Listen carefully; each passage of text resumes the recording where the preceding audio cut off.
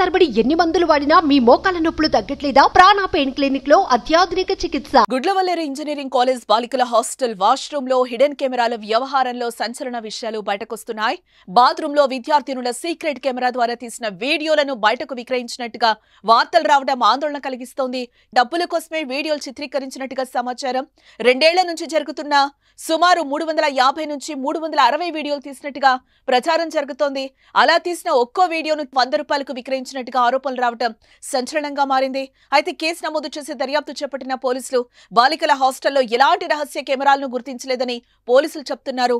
నిందితుల ల్యాప్టాప్లు, మొబైల్ ఫోన్లు, ఇతర ఎలక్ట్రానిక్ గాడ్జెట్లను విద్యార్థులు, కాలేజ్ స్టాఫ్ ఎదురుగా పరిశీలించారు.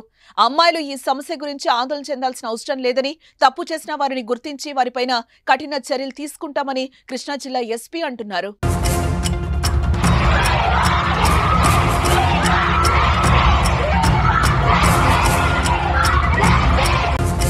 ఇటు మరోవైపు సీఎం చంద్రబాబు, విద్యా ఐటీ శాఖ మంత్రి నారా లోకేష్ సీరియస్ అయ్యారు. పూర్తి స్థాయిలో దర్యాప్తునకు సీఎం చంద్రబాబు ఆదేశాలు జారీ చేశారు. గుడ్లవల్లేరు ఇంజనీరింగ్ కాలేజ్ లో హిడెన్ కెమెరాలు ఉన్నాయనే అంశంపై తక్షణ విచారణకు సీఎం ఆదేశాలు జారీ చేశారు. మంత్రి కొల్లు రవీంద్రతో పాటు జిల్లా కలెక్టర్, ఎస్పీలను ఘటనా స్థలానికి వెళ్లాలని ఆదేశించారు. కళాశాలలో అర్ధరాత్రి విద్యార్థినుల ఆందోళనపై అధికారులను వివరాలు అడిగి లోకేష్ తెలుసుకున్నారు. విచారణలో తప్పు చేశారని తేలితే దోషులు, బాధ్యులపై కఠిన చర్యలు తప్పవన్నారు.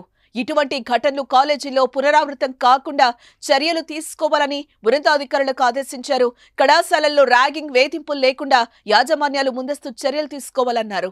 బాలికల హాస్టల్ వాష్రూములో హిడెన్ కెమెరాలు పెట్టారంటూ హాస్టల్ ప్రాంగణంలో గురువారం అర్ధరాత్రి విద్యార్థులు ఆందోళనకు దిగడంతో విషయం బయటకొచ్చింది. తెల్లవారుజామున 3:30 వరకు ఇంజనీరింగ్ కళాశాలలో ఆందోళన కొనసాగింది.